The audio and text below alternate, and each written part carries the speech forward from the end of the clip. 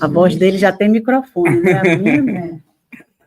Então, hoje nós vamos para a nossa penúltima bem-aventurança, né? E é bem-aventurados os que sofrem perseguição por causa da justiça, porque deles é o reino dos céus. E aqui já é uma coisa complicada, né? Porque a gente fala assim, poxa, ser perseguido já não é uma coisa legal, né? Não é um... Vocês já se sentiram perseguidos na América, por exemplo? Vocês se sentiram perseguidos em algum lugar, né? Ser perseguido por alguém é uma coisa muito forte, sim ou não? Então, é uma figura de linguagem, né? Perseguido no sentido de que aquilo que está acontecendo conosco, aquilo é uma consequência de um ato anterior. Então, esse é o significado da palavra perseguido, tá? E aí você fala assim, tudo bem, bem-aventurados que sofrem por conta da justiça, perseguição por causa da justiça. Aí você fala assim, poxa, só é feliz aquele que está sofrendo uma perseguição da justiça humana? Faz sentido isso? Lembra que na hora que Jesus estava falando, ele vem construindo uma ideia. Então, a primeira coisa é que a gente não tem nada a ver com a justiça humana. Porque essa parte a gente já falou antes, sim ou não? Falamos da justiça divina, como que a justiça divina difere-se da justiça humana. Então, quando Jesus chega nesse ponto, lembra da construção das bem-aventuranças, ele já não está mais falando da justiça humana. Então, ele está falando, então a gente tem que fazer essa correlação. Então, vamos só lembrar o conceito de justiça divina de maneira bem... que nós falamos quase 3 ou 4 semanas sobre a justiça divina. Mas, basicamente, a justiça divina é aquela que é aplicada com 2 pontos fundamentais. É a nossa interpretação dentro da nossa pequenez, lembra? Aquilo que é feito com amor, né? Lembra? Ele tem 2 braços, a justiça e a caridade. Dentro da justiça nós temos liberdade, igualdade e fraternidade. Todo mundo conhece esse conceito. Dentro da caridade nós temos benevolência, benevolência para com todos, indulgência com as imperfeições alheias e o perdão das ofensas. Um tripé. Então, a justiça divina ela é aplicada sempre nesse tripé. Então, esse é o primeiro ponto que a gente tem que ter em mente. Então, todos os atos que acontecem conosco, passíveis de, entre aspas, vamos usar a nossa expressão do dia a dia, porque a gente não tem uma melhor, né? Mas Kardec utiliza isso, inclusive, lá no Céu e Inferno. Todos os nossos atos passíveis de punição divina serão tomados pela justiça divina, considerando esses 6 pontos. Então, a gente já concluiu que a justiça humana não tem nada de benevolência, indulgência e perdão, né? E a justiça humana está começando a engatinhar nesses pontos de liberdade, igualdade e fraternidade, sendo que desses 3 pontos, liberdade a gente está falando juridicamente há uns 4.000 anos, e aí discutindo quem que é livre e quem não é, na justiça humana. Igualdade, a gente está falando de 100, 200 anos, e fraternidade nós mal começamos a falar. O primeiro documento que a gente tem, assim, muito falando do ponto de vista normativo de fraternidade é a Declaração Universal dos Direitos do Homem, dos Direitos Humanos, né? De 1948, que é uma resolução das Nações Unidas. Então, o primeiro, 1948, foi ontem. Sendo que dos 30 artigos que a gente tem ali, 2 falam sobre a fraternidade. E de maneira bem sucinta, né? Então, nós estamos aprendendo com tudo isso. Até ontem a gente achava que homens e mulheres não são iguais, não merecem os mesmos direitos. Não é isso? Até ontem na sociedade. Até ontem a gente julgava o nosso irmão legalmente falando, estou falando na prática. Na prática, infelizmente, ainda não chegamos nesse ponto de que todas as pessoas têm esse sentimento de que todos são iguais, né? Na lei, eu estou falando, foi ontem. Direitos civis nos Estados Unidos, que é o país, vamos comparar com a Arábia Saudita, que a mulher ainda leva 10 chibatadas se pegar o carro do marido sem autorização. Isso é lei da Arábia Saudita. Não estou dizendo que eu acho que é. Ela tem que pedir autorização para o marido para poder pegar o carro, mesmo que seja para levar o filho, isso é no hospital, passando mal, e se ela não fizer, ela vai tomar 10 chibatadas. Isso é a lei. Não vamos falar desse país, não. Vamos falar dos países que têm uma lei desenvolvida. Mas aí as pessoas que reencarnam lá, principalmente as mulheres, elas deviam assim, se ajustar a isso e dizer, bom, eu preciso disso. E a gente vai chegar nisso. Deus é bom, que me jogou aqui é porque eu estou necessitada de tomar uma chibatada. E aqueles que... E a gente vai chegar nisso, a gente vai chegar nesse ponto. Então, nos Estados Unidos, é um movimento dos anos 60. Os direitos civis, as declarações de direito civil e tudo mais. Foi ontem. Que a gente começou a discutir se pessoa de cor diferente da nossa tem os mesmos direitos ou não, ou seja, igualdade, foi 100 anos atrás, 200, mas ainda não tem, né? Então, nós estamos falando do igualdade.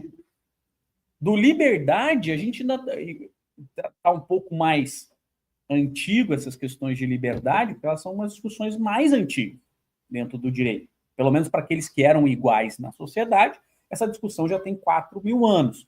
Essa discussão de igualdade, a gente ainda está discutindo. Se a pessoa tem um sexo diferente do meu, se ela tem os mesmos direitos civis que eu. Se ela tem uma opção sexual diferente da minha e vai casar com aquela opção sexual, eu estou discutindo na sociedade atual se ele tem direitos civis ou não. O que é um absurdo, né? Considerar que um casal homossexual que constrói, no mínimo, um patrimônio junto não tem direito de, se um deles falece, ter direito à metade do patrimônio que construíram juntos. Isso é uma discussão que a gente está tendo hoje na sociedade pleno. Então veja como a gente está atrasado na justiça humana. Mas muito. E tem países que nem consideram. Nem consideram. Ainda estão lá embaixo, né? Esses que eu acabei de falar, do Arábia Saudita e dentre outros, é ilegal. É ilegal, passível de prisão, até mesmo apedrejamento. Aqui nos Estados Unidos também vai se tornar ilegal. Ah, não vai. Não vai. Não vai. Eu acredito mais nas instituições que... Tomara. Então, ou seja, mas olha como a gente... A democracia é um ente muito frágil e qualquer coisa pode abalar, por isso que nós temos que ser defensores da legalidade, da igualdade, da fraternidade. Né? Nós temos que ser humano.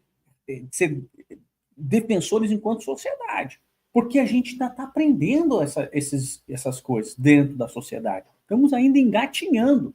Não temos nem noção do que é a justiça divina nesse aspecto.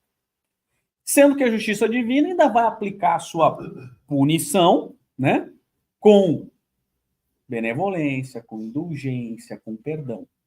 Então, quando a gente está falando aqui, porque Jesus vem construindo essa ideia, ele vem construindo essa ideia, senão a gente está falando da justiça humana, e aí a gente se perde. Porque senão fala assim, eu sou feliz porque eu sou perseguido pela justiça humana. Às vezes sim, porque às vezes a justiça humana ela é instrumento da espiritualidade para o fim que se destina a essa parte. Mas vamos definir primeiro o que é essa finalidade aqui, né? Então, Jesus está dizendo que é feliz aquele que está sendo perseguido, ou seja, que está passando pela punição ou por da justiça divina.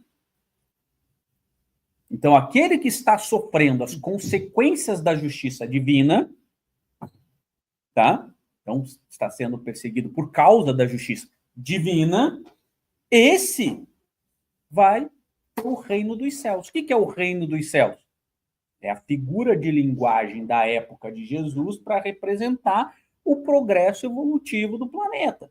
Então, nós estamos hoje em provas e expiações. Então, vamos lembrar, existiam os mundos, as categorias de mundos descrita por Kardec e pelos espíritos. Mundos primitivos, esse nós já passamos, estamos no mundo de provas e expiações. E por que estamos no mundo de provas e expiações?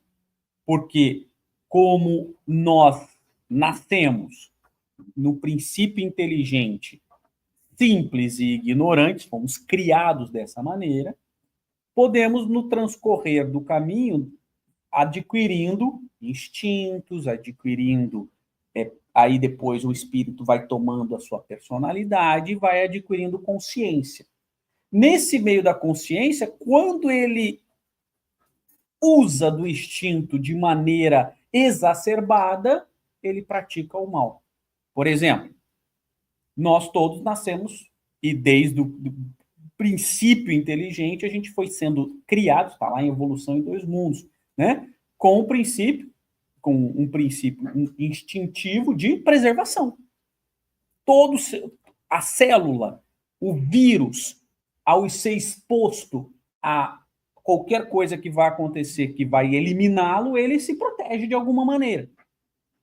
A partir do momento em que começamos a tomar consciência, em mundos primitivos, ainda temos esse instinto, sim ou não? E temos até hoje. Se alguém pisa no nosso pé, a primeira coisa a gente empurra, a gente sai, porque é instintivo.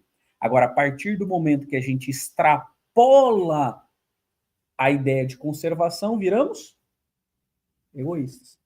Viramos orgulhosos.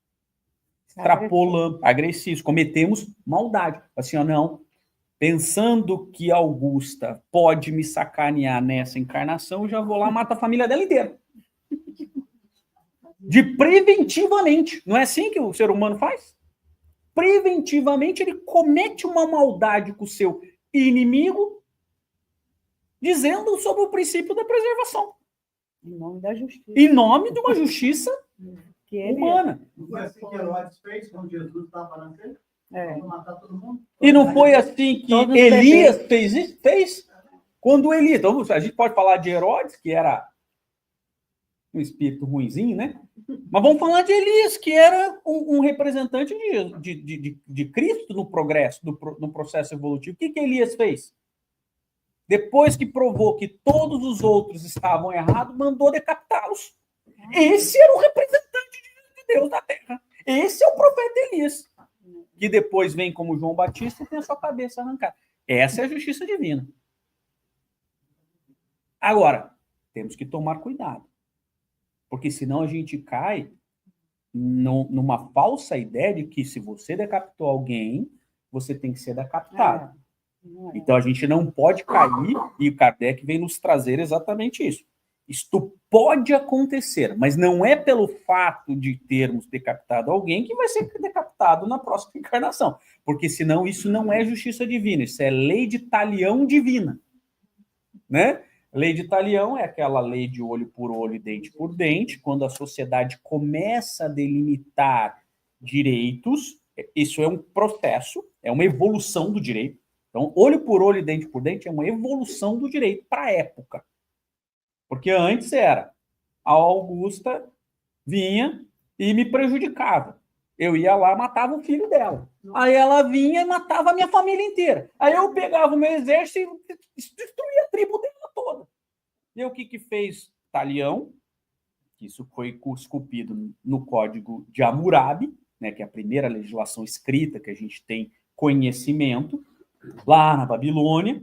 Então, está dizendo assim, ó, olho por olho, dente por dente. Então, se a Augusta me prejudicou, eu não tenho o direito de ir lá matar o filho dela, mas eu tenho o direito de prejudicar ela. Mas só ela, também não pode ser o filho. Ou seja, é uma evolução da sociedade, sim ou não? Sob o ponto de vista normativo. Hoje a gente vê como uma coisa retrógrada, porque a gente viu que praticar a justiça com as próprias mãos há uma extrapolação. Então nós criamos a figura do Estado, que é quem deve conduzir a prática da justiça de uma forma imparcial, por isso que a justiça deveria ser cega, imparcial, que não vê personalidade e aplicar a lei que nós combinamos. Então, é um processo evolutivo, que a gente está aprendendo com isso. Agora, a lei divina é muito diferente disso. A lei divina não é uma lei de talião divina. Então, Eu sempre dou esse exemplo. Então, eu vou lá, para não usar só a Augusta, né? Eu fui sócio do Ronaldo na encarnação passada. E a gente começou a prosperar e tal, não sei o quê. E aí eu vi que o Ronaldo estava ganhando muito dinheiro que eu acho que ele não tinha. E ainda assim, era casado com uma... E além de tudo, ainda era casado com uma moça mais bonita. Aí, o que eu faço? Vou lá, assassino o Ronaldo, ou então faço com que ele perca tudo, inclusive a esposa, para ter a esposa para mim. E aí Ronaldo cai em desgraça e passa a necessidade, perde tudo, suicida-se ou passa a necessidade e morre, e eu ainda pego a esposa dele e a empresa. O que eu vou ter que fazer? Cara guloso, né? Aí, então na próxima encarnação, o Ronaldo vai ser meu sócio, pega a minha esposa e isso é lei de talião. Então, a justiça divina ela vai ser aplicada no sentido de, no final das contas, resultar no amor, em que o Ronaldo e eu nos resgatemos mutuamente e nos respeitemos com base no amor. Então, por exemplo, venho eu numa encarnação, exemplo. Né? Igual, senão você pega... O pessoal lê o livro do André Luiz e fala assim, então aconteceu com o André Luiz, eu vou ficar 9 anos no umbral, e aí depois passa... Não, mas não, o André Luiz era mais ou menos que nem eu, sim, não é nem tão ruim, nem tão bom. Se ele ficou 9 anos, vou ficar 9 anos também. Pô, daqui a 9... Não era espírita, então menos 2 anos e tal. Você tirou esse cálculo. Esse cálculo você vai ficar no umbral quanto tempo você pensar no umbral. 9 anos, 90 anos, 9 séculos, como vários. E aí tem que tomar um cuidado. Então não é assim. Aí, o que acontece?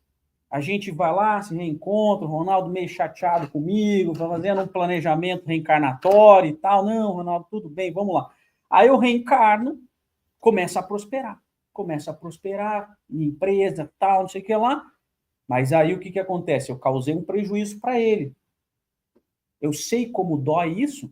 Não, eu só sei causar o prejuízo, mas não sei o que é ter o prejuízo causado. Então o que acontece? Não precisa vir o Ronaldo tirar. Pode vir uma enchente, pode vir uma quebra da bolsa, pode vir uma guerra, e um fator externo me quebra. E aí eu tenho contato com aquela dor. Para que ao ter contato com aquela dor, porque quando a gente é o ofendido, a gente não esquece mais. E aí quando a gente sabe o quanto dói perder, quanto dói aquilo ali, eu falo, puxa, eu não quero nunca mais causar para o meu próximo essa dor. Esse é o aprendizado da expiação. Esse é o aprendizado da expiação. E aí, vamos lá. Aí eu trabalho. Claro que a expiação e prova nem sempre é matematicamente dividida. Às vezes pode ter uma situação que ela é expiação e prova ao mesmo tempo. Tá? E aí o que acontece? Tudo bem, eu perdi tudo, mas eu construo de novo. Eu vou lá, construo, trabalho, fico mais rico ainda. E aí o Ronaldo vem como meu filho. Aquele filho rebelde, aquele filho que, né, quando vê o pai, né, lembra da encarnação passada, né? Não vai lembrar, mas ele sente aquela situação. Esse meu pai está me devendo aí. E aí ele vai lá, aquele filho arredio, e aí eu vou lá, dou tudo para ele, pago escola, pago não sei... Quando o Ronaldo começa assim a perceber a vida, eu vou lá e morro. Deixo tudo pro Ronaldo. Aí você vira e fala assim, Ronaldo é sortudo, né? Ó, não fez nada e ganhou tudo do pai que trabalhou a vida toda. Não ganhou nada. Eu estou devolvendo para ele. Essa é a justiça divina. Mas nesse intervalo de tempo, nós construímos um laço de amor. Ele fica grato ao pai. E ele fica grato. E aí a gente construiu um laço de amor. E aí, essa é a justiça divina. Então, a justiça divina, essa é a justiça. Então, e o que está dizendo? O que Cristo está dizendo aqui? São bem-aventurados aqueles que estão sofrendo neste momento uma prova, uma expiação, porque estão resgatando. Por isso que, de maneira muito sábia, Kardec... O melhor é a recompensa. Exato. E, de maneira muito sábia, Kardec pega e coloca isso aonde? A recompensa com ele. Os que vão... Ah, sim, não, eu vou falar. Por isso que Kardec pega e fala o quê? Trabalha esse assunto no capítulo 5 do livro do Evangelho segundo o Espiritismo, que é sobre os aflitos. Então ele trabalha, ele puxa esse assunto, porque ele é uma continuidade de entender o motivo e as causas das nossas aflições. Mas ele é mais do que entender. Ele é ser resiliente, ele é ter fé. Então, porque aqui nós estamos num nível a mais. Não é bem-aventurado mais os aflitos, porque os aflitos é o que estão passando pela dor. Por isso que ele... Porque senão a gente vai pensar assim, Jesus trabalha 2 vezes a mesma coisa, olha só que perda de tempo. Fez Mateus escrever 2 vezes a mesma coisa, né? Com tão caro que era papiro e ele ficava lá fazendo. Não tá. Ele está escrevendo outra coisa. Primeiro, ele trabalha como a gente tem que compreender as nossas aflições. Para se consolar. Para se consolar, para entender que Deus é justo, que a justiça divina nos coloca nessa situação por uma razão. Aqui é mais profundo. Aqui ele está dizendo, aqueles que estão passando pela dificuldade e superarem, aí a compensa, agora sim. Por quê?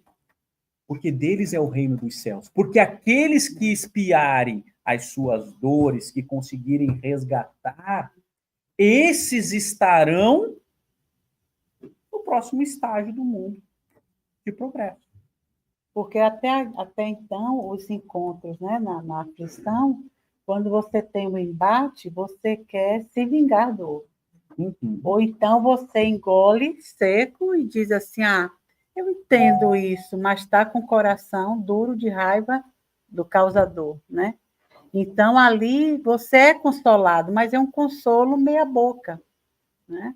É aquele consolo que pode, daqui a pouco, num outro embate que você tenha, num outro problema que você tenha, com outra pessoa, você, de novo, cair na aflição, cair na agonia, né?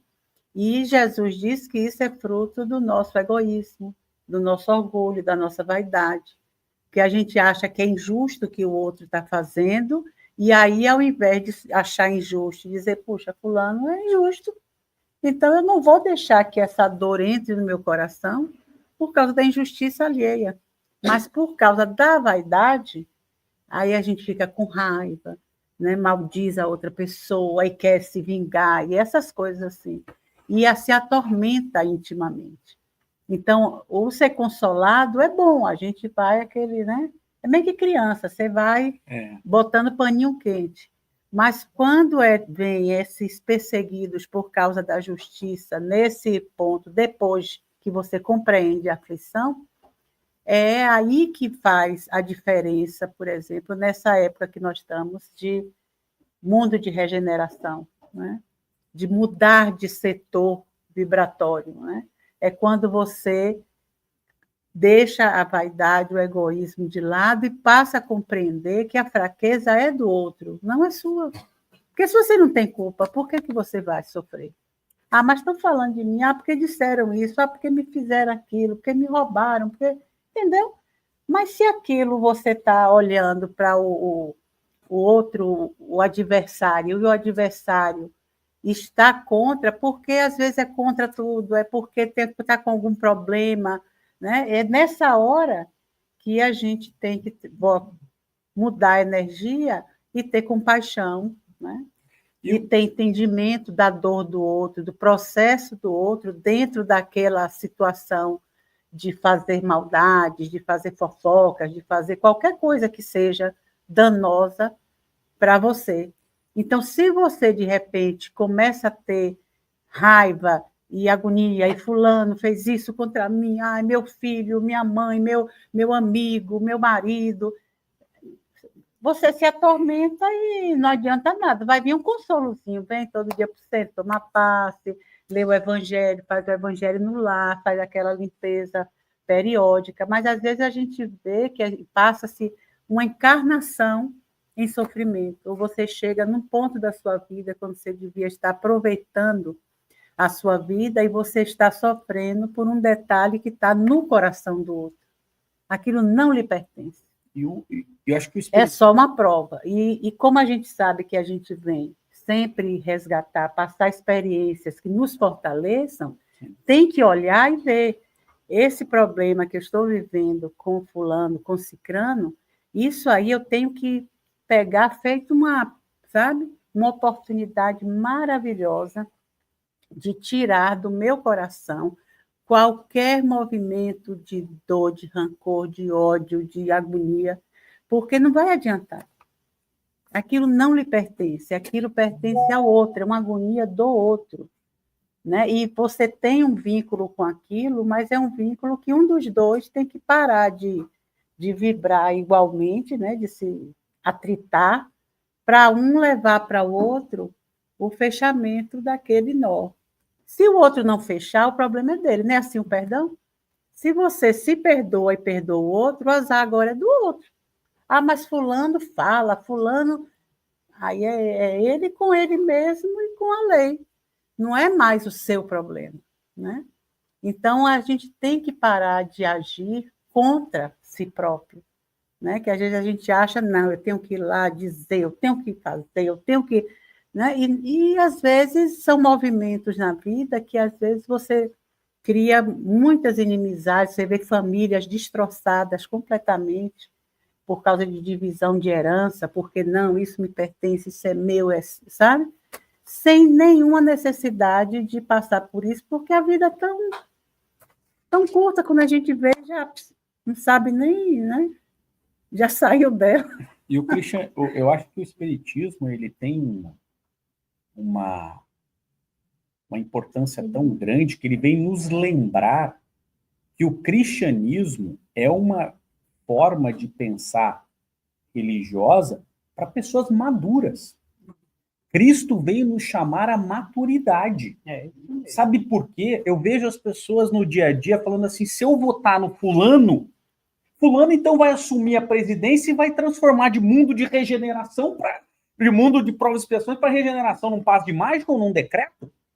E as pessoas continuam acreditando nisso, porque é a mesma coisa que os apóstolos acreditavam e que os judeus da época de Jesus acreditavam, que a transformação do planeta vem por decreto. Judas traz Jesus, entrega ele para a cruz, porque Jesus era manso demais. Porque ele acreditava que o Sinédrio ia prender Jesus, ia fazer uma revolução contra Roma, tirar Roma, botar Judas no trono, no lugar de Herodes, que Herodes era nomeado por Roma. E aí Judas ia renunciar o trono para trazer Jesus. Porque ele acreditava, como muitos continuam acreditando de maneira infantil, que o mundo de regeneração vem por decreto. Vem porque a gente vai botar um presidente ou outro. Ou que a gente vai... O mundo de regeneração vai acontecer. E aí, é isso que está dizendo Jesus. Jesus está dizendo isso.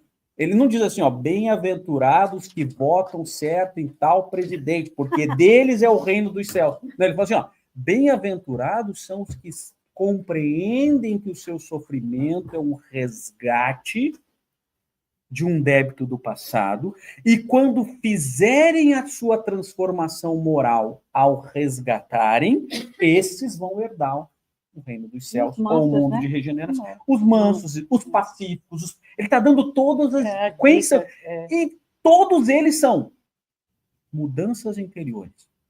Nenhum deles é votar num presidente X ou Y, no partido X ou Y. Não pode, é uma coisa que você tem que trabalhar o seu sentimento para que não fique rancor, não fique tristeza, nem raiva, nem mágoa. Mágoa, então, Ave Maria, mágoa é um buraco que abre, porque não adianta. São agora movimentos que a gente fazia, né, passamos vidas assim, né, nos destroçando. Por causa disso, no trabalho, é na casa, é marido com mulher, filhos com mãe, com pai, aquela, né? E a gente vem em bando, e a gente vem junto. Ninguém vai se distanciar, não, eu vou matar fulano porque ele é muito chato, eu vou ficar com o dinheiro dele, e aí eu vou viver um mar de rosas. Não vai, aí vai começar o tormento.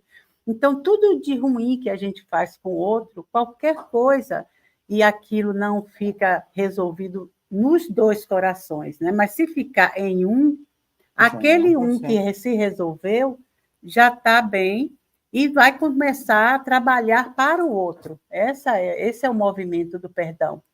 Não é, eu vou lá pedir perdão, mas se a pessoa não me perdoar, aí pronto, quero nem saber, falo mais com ela, e acabou.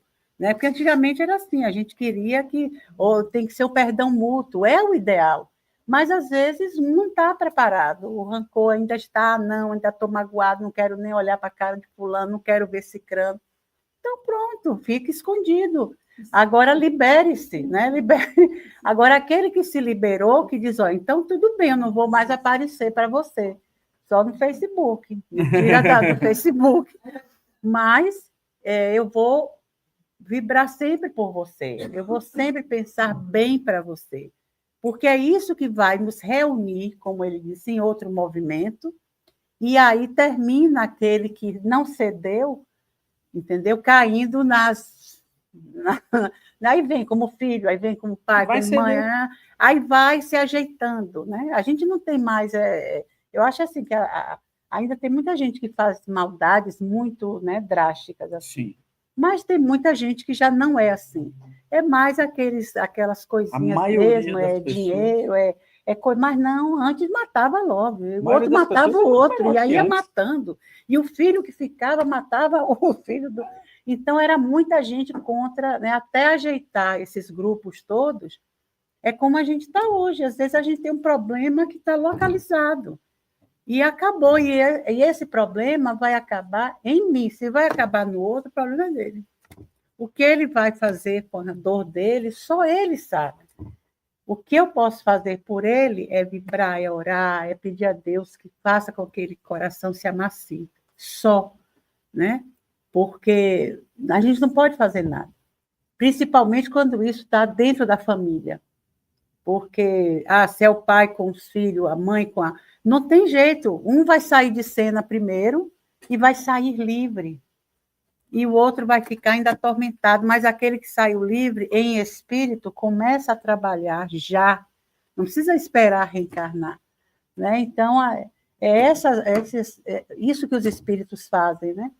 Quando já estão mais ou menos conscientes do que podem fazer pelos seus entes queridos e por qualquer espírito, porque todos somos irmãos, terminam se dedicando, né? A gente está vendo isso na Libertação, terminam se dedicando de uma forma maravilhosa, só vibrando, só orando de longe, não pega no colo, não alimenta, nada. É só ajeitando a parte espiritual para aquele espírito florescer. É mesmo que regar uma planta, mesmo quando a gente cuida de um jardim. Né? Então, a gente tem condição disso já, de começar a analisar cada um suas vidas e dizer, puxa, onde estamos nós? No que é que eu poderia, dentro do meu mundinho, né, do dia a dia, no trabalho, no centro, em casa, as crianças, os velhos, onde eu posso, né, com os que estão no Brasil, tirar da geladeira e dizer, olha, deixa eu ligar para esse cidadão aqui, para ver, né, se a gente... Né, Walter faz muito isso, né, esse trabalho com a família extensa dele. Eu já gosto de ver com uma família imensa dessa, 11 irmãos, não sei quantos mil sobrinhos e não sei o que. Eu digo, então, vocês têm que, né? Não bota nessa não, porque eu tenho já a minha parte. Mas mesmo assim eu ajudo o bichinho. Só que é um momento de muita maturidade, porque é difícil a gente, no momento do problema, ter essa consciência. Não que eu seja exemplo de nada, na verdade eu sou normalmente um mau exemplo das coisas. Mas eu também acredito que todo mundo, ninguém não serve para nada. Vê aquele cara que é a pior pessoa do mundo, ele serve pelo menos de mau exemplo, né? Então, todo mundo serve para alguma coisa. E eu me lembro que, há algum tempo atrás, eu recebi uma situação que eu considero de muita injustiça comigo. De muita injustiça. E, nesse momento, é um momento que a gente não tem essa consciência. Porque quando está passando pela situação, o que a gente faz? A gente é criança, a gente volta a ser criança, chora, briga, fala, não sei o quê. Não, isso quando não está no KSSF. Quando está, a gente ouve muito. Por osmose. E eu, nesse momento, fiquei muito chateado, muito bravo, e comecei. Vocês imaginam que vocês eu comecei a brigar com Jesus, né? Falei assim, que história é essa? Pô, vocês não têm ADR com Jesus? Eu sou parceiro, então vem cá, que história é essa? Pô, você tá vendo o que tá acontecendo aqui? Uma injustiça. E fiquei bravo com ele, mas bravo mesmo. Eu fico bravo, fico umas 2, 3 semanas sem falar com ele e tal, não sei o quê. Começamos a ter umas DR, eu brigo, falei, fiquei bravo mesmo e tal. Falei, pô, eu tô lá, me dedico o máximo que eu posso para você, né? Lembrei da irmã Lua, né? Ela tem uma passagem muito interessante, né? O nome dela, já vou lembrar. Ela está se afogando. Com o Francisco de Assis, a Clara, a irmã Clara, ela estava, conta-se que ela estava se afogando e tal, e ela pediu muita ajuda para Jesus, não conseguia, daí de repente ela sentiu assim uma mão puxando e ela viu, e aí viu Jesus e falou assim, tá vendo o que eu faço para os meus seguidores? E ela brava, por isso que eu tenho tão poucos. E eu lembrei dela e falei assim, tá vendo? Por isso que você tem tão pouco seguidor, e briguei, não sei o quê, parará, e discutimos. E ele me responde, mas ele não demora muito para me responder, porque se você fala, Deus, e eu falando de Jesus, mas Jesus respondeu na hora, não foi no dia seguinte. A resposta foi na hora. Eu me lembro exatamente qual foi o dia. Isso foi numa terça-feira. Terça-feira. Eu briguei com ele, porque era uma situação que eu considero muito injusta. E aí veio a resposta.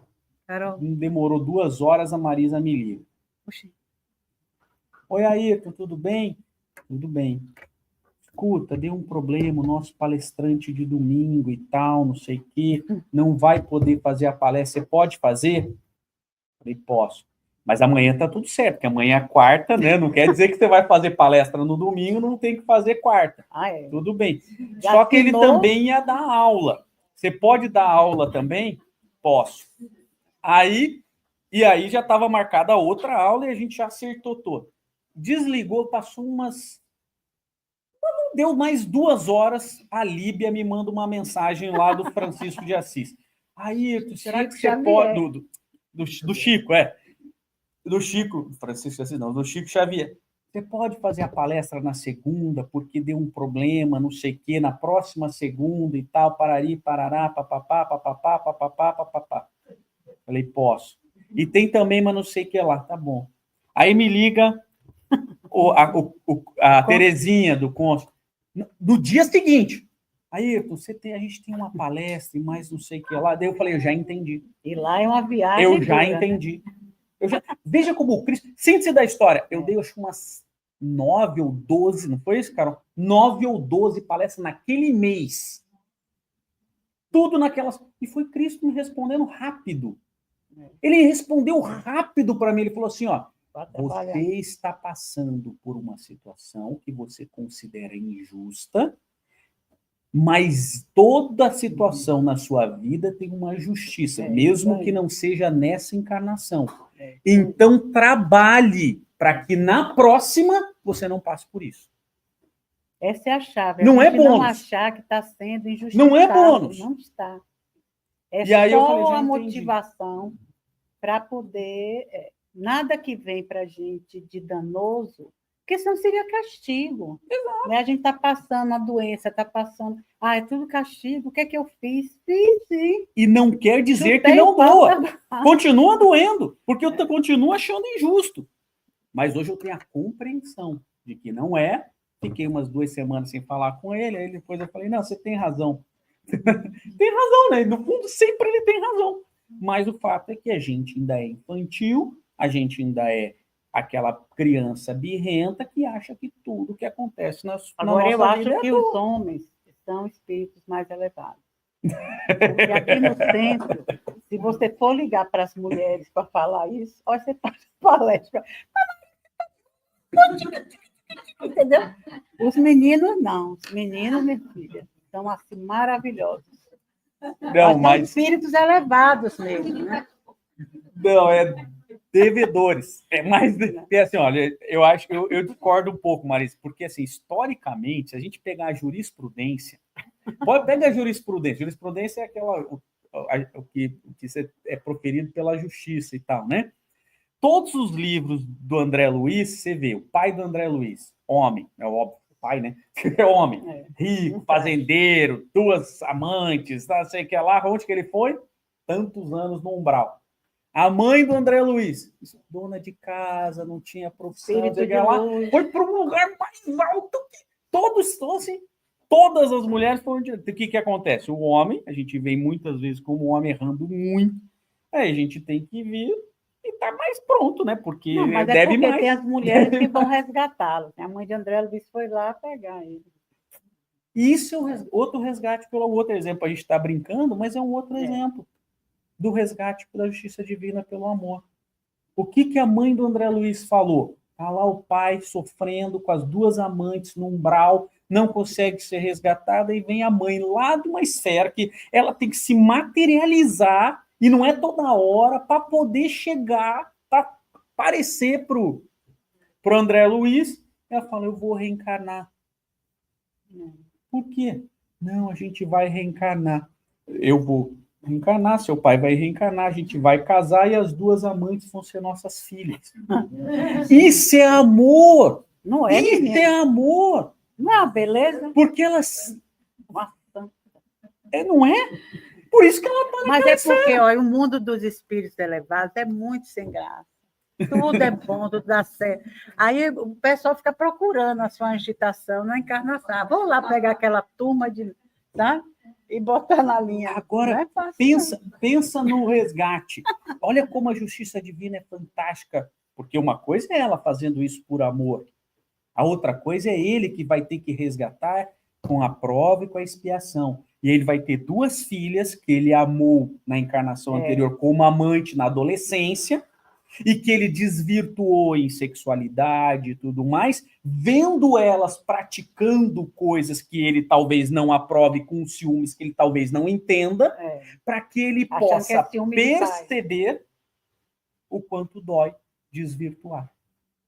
E ter que cuidar para elas não se desvirtuarem, né? Ele, como pai, e ter que colocar no caminho, isso é a mágica da justiça divina, ter que colocar no caminho aquele que você desvirtuou. Que ele já encontrou meia desvirtuada, mas ele mas foi mais uma. E aí o que aconteceu? Porque senão as pessoas não conseguem compreender. Olha, um médico que veio numa reencarnação, uma encarnação, patrocinando o aborto e cometendo vários atos de aborto, como é que ele vai resgatar isso? Vindo numa outra encarnação, como médico, e trazendo vida. Porque ele tem que equilibrar a força. Por isso que as pessoas não compreendem lá o Brasil, coração do mundo, pátria do evangelho. Você fala assim, Brasil, coração do mundo, pátria do evangelho, é aquilo ali? Tá difícil. Um monte. Porque a gente pensa que o evangelho é um mar de rosas. O evangelho de Cristo é para todo mundo estar feliz. E Cristo falou o quê? Eu sou o médico dos doentes. O evangelho de Jesus Cristo é para os doentes. Então ele vai transformar. Então a pátria do evangelho é uma pátria de doentes em regeneração, tentando resgatar. Então, se você é um político, está lá. Não sou eu que estou dizendo, leia um livro, Brasil, Coração do Mundo, Pátria do Evangelho. Político, professor, governador. Quando o Ismael foi lá, Ismael é o mentor do Brasil, foi lá chorar para Cristo, triste, chateado, com todas as coisas que estavam acontecendo com a escravidão dos nossos irmãos, porque os nossos irmãos negros eram para ter ido ao Brasil como mão de obra assalariada, isso estava na programação, mas a cobiça, o orgulho das pessoas levaram como escravos. E isso tem um resgate a ser feito. Não sai de graça. O resgate é coletivo. E aí o que acontece? Quando ele vai lá muito triste chorar para Jesus, o que Jesus fala? Fique tranquilo que eu vou resolver o seu problema. pede para ir lá no umbral da Europa, para pegar todos os espíritos sofredores que estão lá, que desvirtuaram na Revolução Francesa, que fizeram atrocidades lá, para reencarnar no Brasil. E aí, eu brinco com o problema se ele traz dois. O evangelho é o resgate dos doentes. Um político que desvirtuou, que roubou, que matou e tal, como é que ele vai resgatar se ele não voltar a ser político e roubar menos? Ou pelo menos não roubar. Né? Não roubar era o ideal, mas roubar menos. Não matar, pelo menos dessa vez. É o resgate. É o processo. Estou dizendo em tese. Então, o Brasil vai ser o último aí para registrar. Mas, ou o primeiro. Por que vocês acham que tinha um cara como Chico Xavier, como Irmã Dulce, naquele país? Porque aquilo ali era a luz de Cristo. Era a luz de Cristo. Então, porque está lá também, Brasil, coração do mundo, pátria do evangelho. Longínquo, aquele cara foi lá e deu a Jesus crucificado. Ele pega a lança e enfia em Jesus. Aí não bastava ele estar crucificado. Como é que Jesus, então, pune ele? Né? E depois, quando ele se resgata e tudo mais, ele fala, agora você vai ser Pedro, Dom Pedro II, e você vai fazer coisas boas para o país, mas vai ser incompreendido como eu fui, para que você aprenda o que é ser incompreendido. Porque a gente tem que aprender com os nossos erros. Mas tem um caminho melhor para a gente seguir para a conclusão, né? Porque é muito duro com a prova e expiação, sim ou não? Várias e várias reencarnações. E muitas vezes a gente vem e não consegue, porque a gente falha na prova, a gente falha na expiação, a gente falha. Mas Cristo veio trazer um caminho mais fácil. Ele falou assim, eu vos dou um outro caminho. É o caminho do amor, o caminho da caridade, que na verdade está lá, é toda a mensagem. Desde a primeira revelação, a segunda revelação e essa terceira revelação, ela só serve para dizer uma coisa.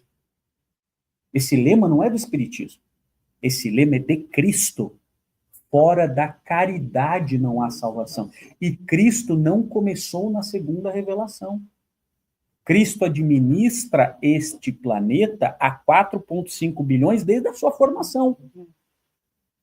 Enviando os seus representantes, seja no mundo ocidental, as 3 revelações, no mundo oriental, Buda, tantos missionários que foram em vários momentos, Buda são vários Budas, né? Então, e que trouxeram a mensagem de Cristo de amor.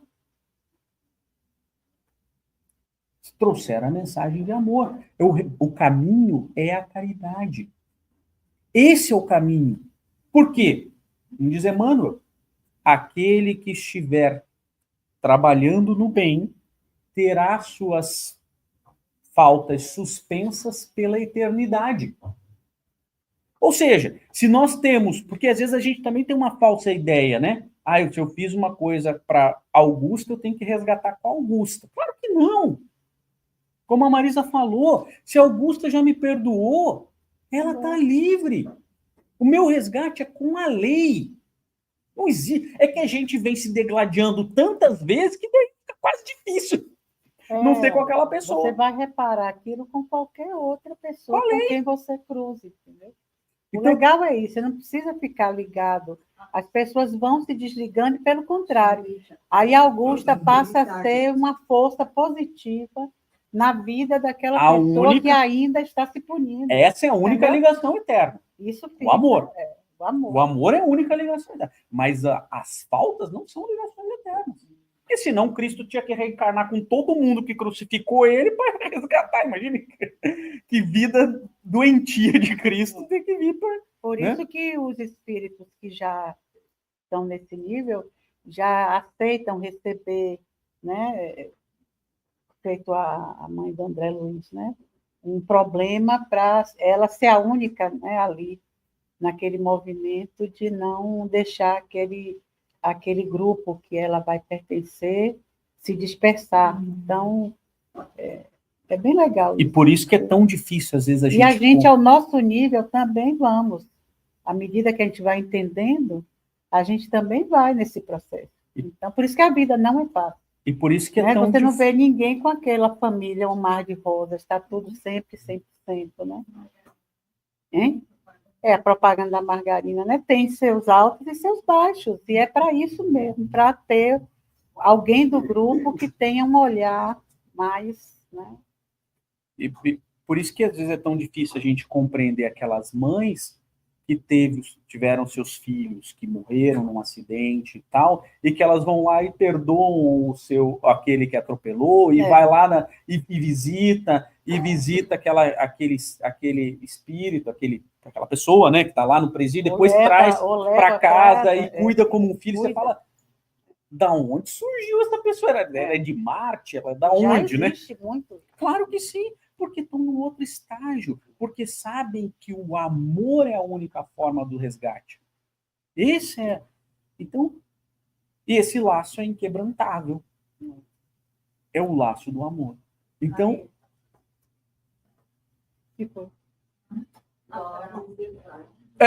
exato. O amor é a força.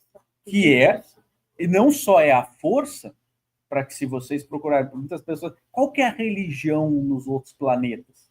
Será que é espírito? Será que é católica? Senhora, escola religiosa não é religião. A gente não pode confundir religião com escola religiosa.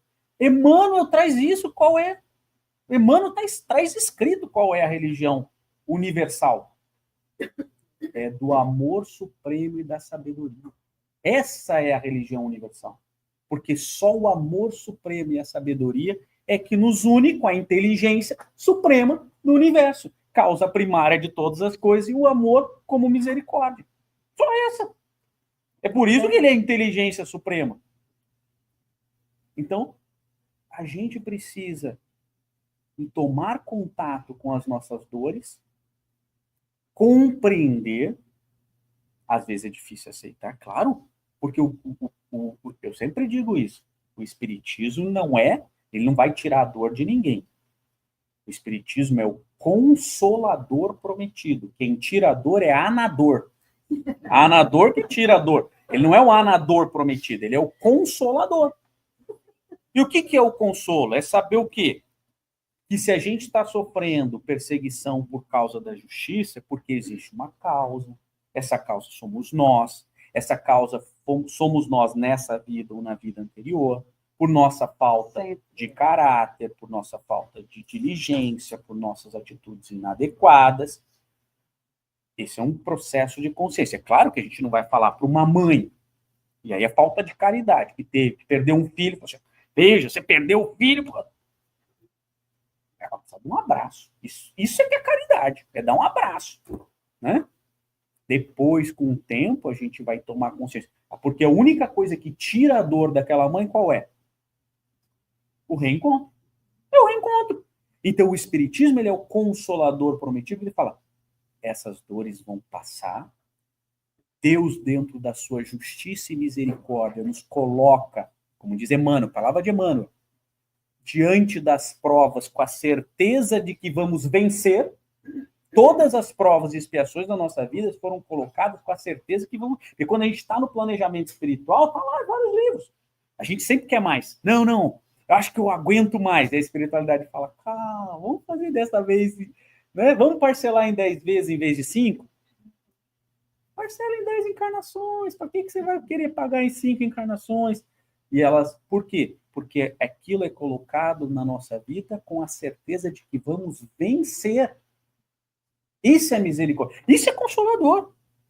E que, a partir do momento que vencermos, estamos aptos para evoluir para o reino dos céus, ou mundo de regeneração. E esse reino dos céus é colocado de maneira genérica, porque ninguém precisa ir para mundo de regeneração.